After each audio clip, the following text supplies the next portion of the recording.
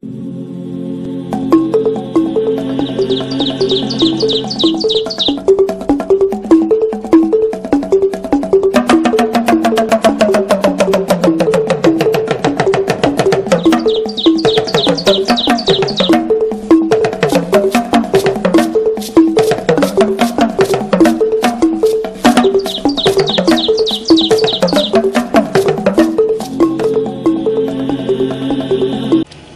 comme vous le savez, la loi qui pose problème a déjà été adoptée, la loi électorale adoptée, la balle présentement dans le camp de Kabila. On change de chapitre avec un autre journal qui écrit « Kalumbo paye le prix de son courage anti-révision ». Et enfin, toujours en politique, un journal écrit « Insurrection en sursis à Kinshasa, Kamere, comment il a dribblé son monde ». Voilà tout pour les titres, mesdames, messieurs. Bienvenue à cette revue de presse. Bonsoir, la prospérité ouvre cette revue de presse avec cette exclamation, la loi électorale adoptée, la balle dans le camp de Kabila. Les déclarations se multiplient après l'adoption par les deux chambres du Parlement de la loi électorale. Les USA demandent au président Joseph Kabila de la signer rapidement et de confirmer la tenue de la présidentielle en 2016 au plus tard. La même demande est formulée par la Commission africaine pour la supervision des élections CAS qui recommande en outre à la CENI de programmer les échéances électorales nationales. Un dialogue paisible, transparent et inclusif sur la bonne marche du processus électoral est réclamé entre le gouvernement, l'opposition et enfin la société civile. L'Assemblée nationale et les Sénats ont rempli leur part de contrat en dotant le pays d'une nouvelle loi électorale pour qu'elle devienne effective. La procédure en la matière veut que la loi prenne la direction du Palais de la Nation où travaille le président de la République pour signature et promulgation. Dans la journée d'hier, lundi 26 janvier 2015, deux déclarations ont été rendues publiques. La première vient du gouvernement des États-Unis d'Amérique. Les pays de l'oncle Sam saluent le consensus obtenu pour que l'élection présidentielle ait lieu avant fin décembre 2016.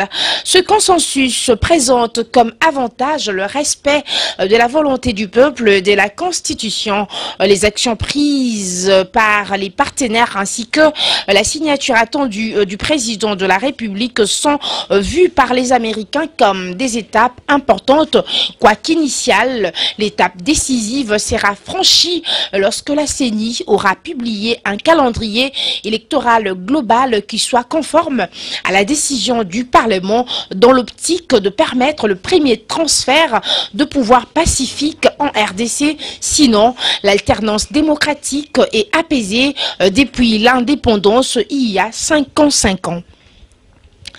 Dans une autre colonne, le journal écrit l'appel au dialogue. L'on le savait depuis très longtemps que les USA soutenaient la tenue d'un dialogue entre Congolais pour détendre l'atmosphère politique au pays. Cette fois-ci, en définissant les contours du dialogue, il y a une avancée. Autour de la table des discussions devraient retrouver tous les acteurs politiques congolais, y compris les gouvernements, l'opposition et enfin la société civile. Le dialogue voulu paisible, transparent et inclusif qu'auquel l'administration Obama promet un soutien considérable aurait pour objet la bonne marche du processus électoral.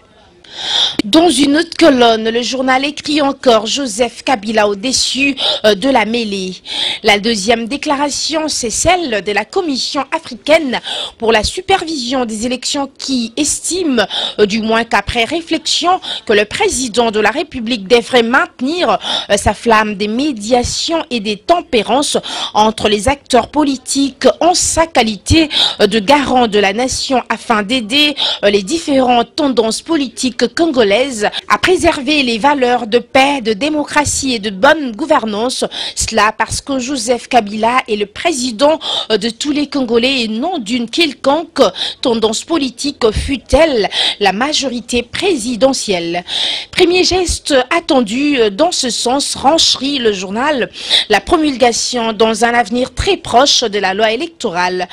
Quant aux députés et sénateurs, la CAS croit savoir qu'ils doivent avoir tiré des leçons des événements survenus ces derniers jours à Kinshasa et en province pour ne privilégier désormais que l'intérêt supérieur de la nation.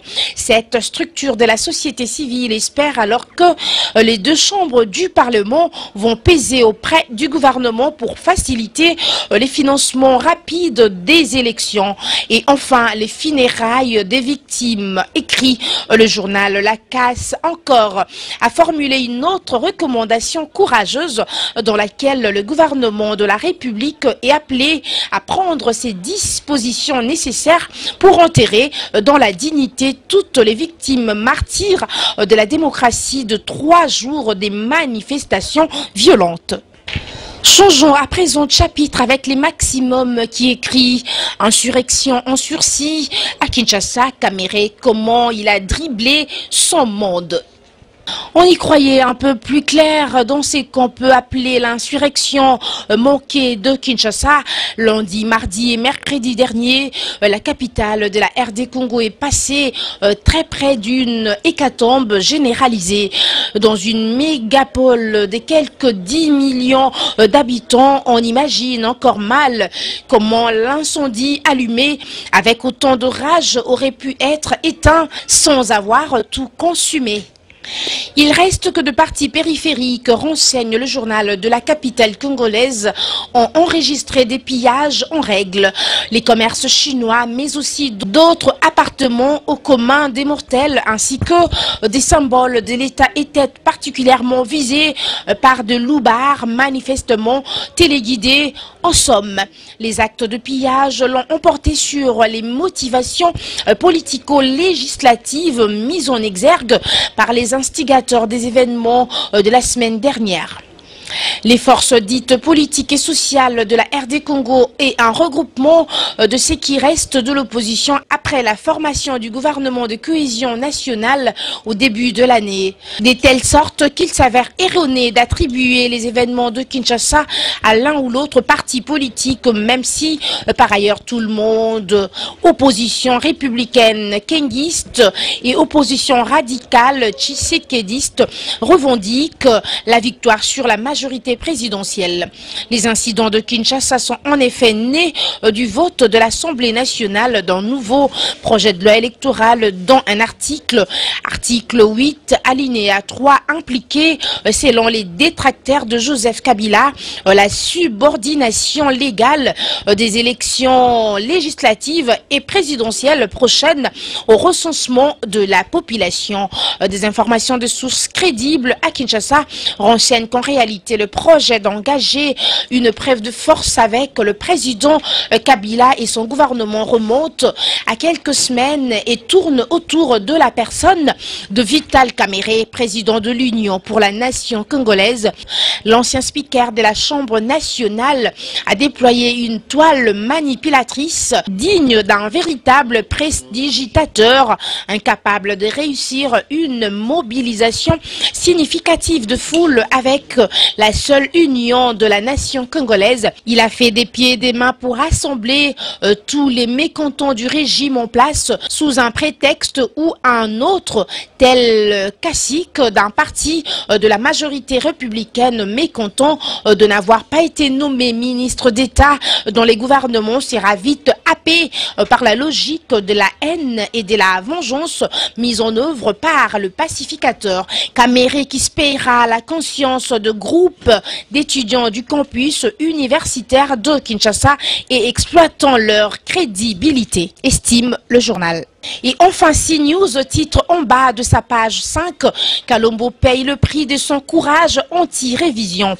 Francis Kalombo devenu la cible du pouvoir suite à ses positions contre le régime, renseigne le journal.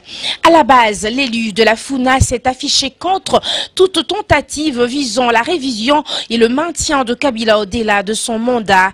Depuis, le double élu de la FUNA fait l'objet des insultes de la part des drones pétrole de coco de la majorité India Force, ancien directeur général de l'ICCN, Institut RD congolais pour la conservation de la nature, qui a été même incapable de se faire élire à la députation à cause de son impopularité, et Jeannot Pétrole, un autre intrus en politique.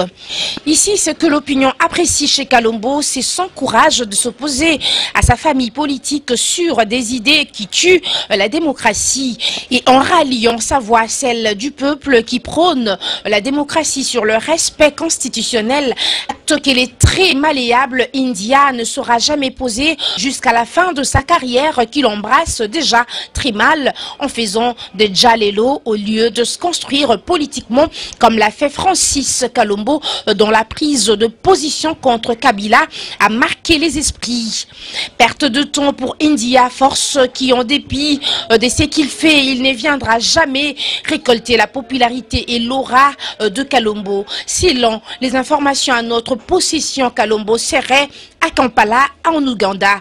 Le président de la Ligue de jeunes du PPRD a quitté le pays parce qu'il craint pour son intégrité physique à la suite de ses positions contre le pouvoir, qu'il a destitué de ses fonctions de président de la Ligue de jeunes du PPRD. C'est donc tout pour cette revue de presse, mesdames, messieurs, bonsoir. C'en est donc fini cette revue de presse. Merci à vous de l'avoir écouté. Une édition spéciale dédiée à Florie Balekomoso qui fête son anniversaire de naissance ce 29 janvier. Joyeux anniversaire à toi, Florie Balekomoso. Merci à vous également qui nous suivez dans locoleacongo.com. On se retrouve demain. On a déjà commencé malgré les hostilités qu'a connues la ville de Kinshasa et toutes les régions de la RDC. On se retrouve demain. D'ici là, portez-vous bien en compagnie de notre site, votre site, congolocolenews.com. Merci.